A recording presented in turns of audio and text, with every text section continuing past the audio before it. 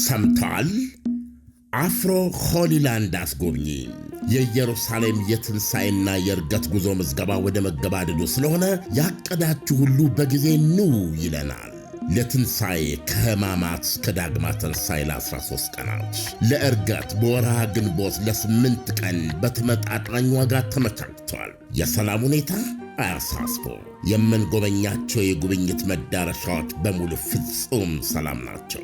አፍሮ ሆሊላንድ አስጎብኚ ላለፉት 14 ዓመታት ለምርቃትና ለምስጋና እንደሚሠራው አሁንም እኛ ወላጅ ዘመዶቻችሁን በእንክብካቤ እናስጎበኛለን፣ እናስተናግዳለን።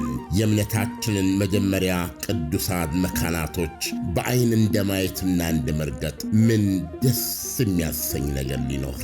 ለወላጅም ከዚህ የሚበልጥ ስጦታ የለም። አፍሮ ሆሊላንድ አስጎብኝና የጉዞ ወኪል፣ አድራሻ ቦሌ ሞርኒንግ ስታር ሞል 2ኛ ፎቅ። አሁኑኑ ስልክዎን አንስተው ይደውሉ። 0988 18 18 18 አይጠፋዎትም። በውጭ ለምትኖሩ በዋትሳፕ 0930 01 1998። አፍሮ ሆሊላንድ አስጎብኝና የጉዞ ወኪል። ጤና ይስጥልና አድማጮች፣ ይህ አዋዜ ልዩ ላልሰማችሁ ነው። ከቅዳሜ ልዩ ልዩ መረጃዎች ጋር አብርሃም መኳንንት ነኝ። ኢራን የሴቶቿን አለባበስ ለመቆጣጠር ሰው አልባ አውሮፕላንን ጥቅም ላይ አውላለች ተብሏል። 22 ዓመታትን ሴት መስሎ በሴቶች ገዳም ውስጥ የኖረ ሰው ጉዳይም መነጋገሪያ ሆኗል። በጃፓን ኩባንያዎች ሰራተኞቻቸው በስራ መሃል የፈለጉትን አልኮል ጎንጨት እያደረጉ ስራቸውን መስራት ይችላሉ ብለዋልም ተብሏል። አልኮሉም በኩባንያዎቹ በነፃ የሚቀርብላቸው ነው። ለ80 ዓመታት በሚስቱ የተፈለገው ባል ጉዳዮችም ብዙዎችን አስገርሟል። ሁሉንም ጉዳዮች በዝርዝር እናስደምጣቸዋለን። አብራችሁን ቆዩ። ኢራን የሴቶቿን አለባበስ ለመቆጣጠር ድሮንና የሞባይል መተግበሪያ መጠቀም ጀምራለች ተብሏል። ኢራን የሀገሪቱን እስላማዊ ሕግ የሚጻረሩ አለባበሶች የሚከተሉ ሴቶችን ለመቆጣጠር ሰው አልባ አውሮፕላንና የሞባይል መተግበሪያዎችን መጠቀሟን የመንግስታቱ ድርጅት ይፋ አድርጓል። የኢራን የደህንነት ሰዎች በመንግስት የሚደገፉ ስርዓት አልበኝነት እየተከተሉ መሆኑን የተመድ መርማሪዎችም ገልጸዋል። ዜጎች ልዩ የስልክ መተግበሪያ በመጠቀም የአለባበስ ሕግ ያልተከተሉ ሴቶች ላይ ጥቆማ እንዲሰጡ እየተደረገ ነውም ተብሏል። ድሮንና የደህንነት ካሜራ በመጠቀም በቴህራንና ደቡብ ኢራን ሂጃብ ያላደረጉ ሴቶችን ለመለየትም መንግስት ትዕዛዝ ሰጥቷል ተብሏል። ሕጉን የተጻረሩ ወይም የተቃወሙ ሴቶች ይታሰራሉ፣ ይደበድባሉ፣ በፖሊስ ይዞታ ስር ሳሉም ይደፈራሉ። በኢራን ከአስገዳጅ ሂጃብ ሕግ ጋር ተያይዞ ሴቶች መላው ሕይወታቸው በቁጥጥር ስር ውስጥ ይገኛልም ተብሏል። በቴህራን ውስጥ ባለው አሚር ካቢር ዩኒቨርሲቲ ውስጥም ሴቶች ሂጃብ መልበሳቸውን ለመለየት ፊታቸውን የሚያነብ የፌሻል ሪኮግኒሽን መሳሪያ መግጠሙ ተነግሯል። በኢራን ዋና አውራ ጎዳናዎች የደህንነት ካሜራዎች ተገጥመዋል። ሂጃብ ያላደረጉ ሴቶችን ለመለየትም ይውላሉ።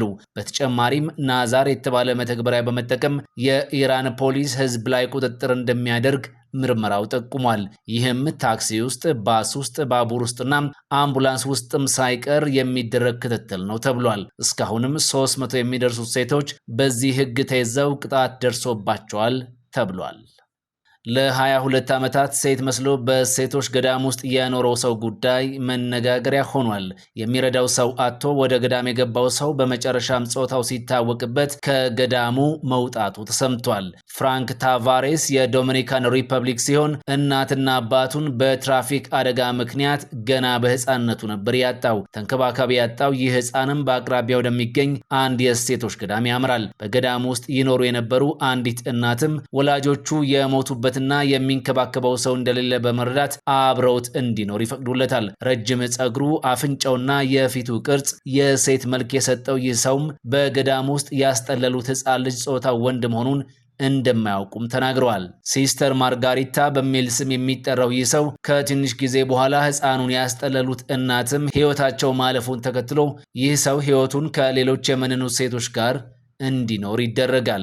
ከሴት መናኞች ጋር ገዳም ውስጥ ህይወቱን የቀጠለው ይህ ሰውም እያደገ ሲመጣ ወንድ መሆኑን እንዳያውቁበት ሰፋፊ ልብሶችን መልበስ፣ የወር አበባ ህመሙ እንደበረታበትና ሌሎች የማስመሰል ድርጊቶችን ሲያደርግ እንደነበርም ተገልጿል። በመጨረሻም በገዳም ውስጥ አብረው ከምትኖርና ሲስተር ሰልቪያ ተብላ ከምትጠራ መናኝ ጋር ፍቅር እንደያዘው ተናግሯል። በኋላም ፍቅር ጀምረው ልጅን ወልደዋል። ከዚያም እነዚህ ሰዎች ከገዳሙ ወጥተው ለየብቻ ኑሮ መጀመራቸውን ኦዲት ሴንትራል ዘግቧል።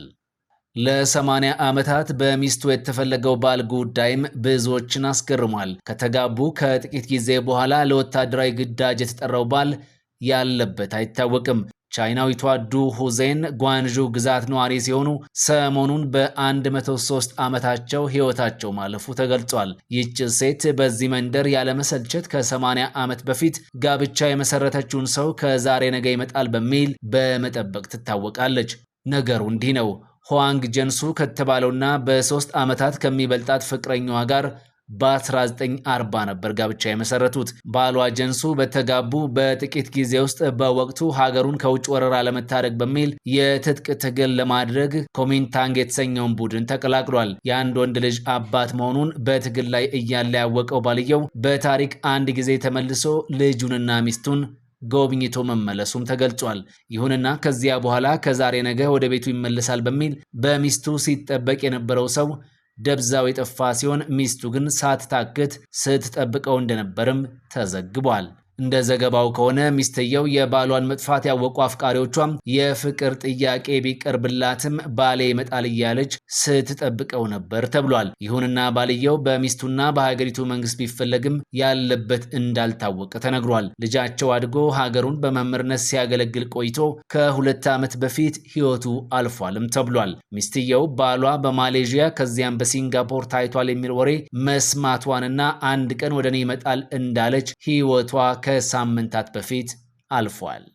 50,000 ዜጎችን ከጨረሰው የመሬት መንቀጥቀጥ ለጥቂት የተረፈው ግለሰብ ቀሪ ሕይወቴን በጫካ ነው የማሳልፈው ብሏል። ፈጣሪ አንዴ ያትርፎኛል፣ ዳግም ወደ ሰው ቤት አልገባም ያለው ይህ ሰው በሰው ሰራሽ ቤት ውስጥ አልኖርም ነው ያለው። ከ2 ዓመት በፊት በቱርክ ባጋጠመ የመሬት መንቀጥቀጥ አደጋ ምክንያት 50,000 ዜጎች ሕይወታቸውን አጥተዋል። በደቡባዊ ቱርክ ባጋጠመው በዚህ አደጋ ምክንያት ከነ ቤተሰቡ በተአምር የተረፈው አሊ ቦግዝላን አንዱ ነበር። ይህ ሰው ይህንን ሰቅጣጭ አደጋ ካየው በኋላም ዳግም ወደ መኖሪያ ቤት አልገባም ብሎ በጫካ ውስጥ እየኖረ ይገኛል። በዋሻ ውስጥ ኑሮ ተመችቶኛል የሚለው ይህ ሰው እየኖረበት ያለው ዋሻ የመሬት መንቀጥቀጥ አደጋዎችን ተቋቁሞ ቆይቷልም ብሏል። ሚስትና ልጆቹ እሱን ተከትለው ወደ ዋሻው የመምጣት ፍላጎት ስለሌላቸው ብቻውን በዋሻ ውስጥ እየኖረ መሆኑን ተናግሯል። በዋሻ ውስጥ ለብቻ መኖር ከባድ ቢሆንም ደስተኛ ሕይወት ስመራ 2 ዓመት ሆኖኛል ማለቱ ተዘግቧል።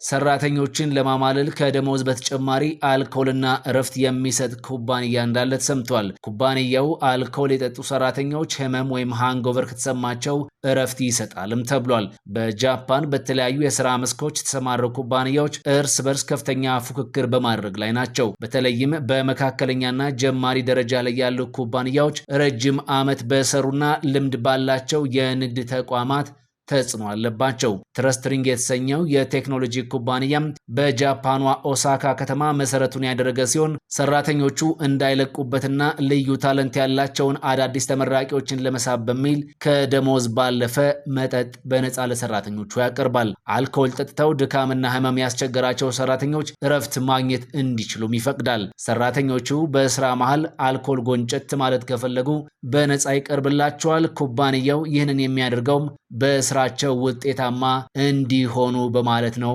ተብሏል። ይህ አዋዜ ልዩ ላልሰማችሁ ነው። ፈጣን ያልተሰሙ መረጃዎችንና ትኩስ የኪነ ጥበብ ዜናዎችን ለማግኘት የቁም ነገር ሚዲያ የዩቲዩብ ቻናልን በመቀላቀል ቤተሰብ የሆኑ ቻናላችንን ሰብስክራይብ ያድርጉ። በቲክቶክም አለን። ቁም ነገር ሚዲያ ኦፊሻል ብለው ይከተሉን። እናመሰግናለን። ቁም ነገር ሚዲያ ለቁም ነገር እንሰራለን።